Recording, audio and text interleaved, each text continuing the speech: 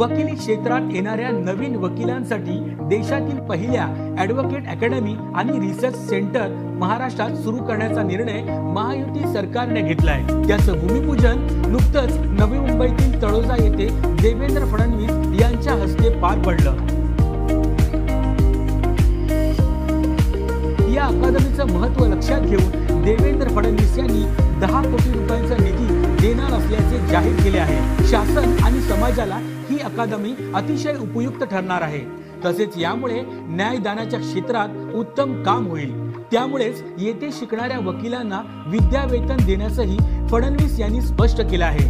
चांगले कायदे बनवण्यासाठी या अकादमीची निश्चित मदत होईल। त्यासाठीच महायुती सरकारनं हा निर्णय घेतलाय।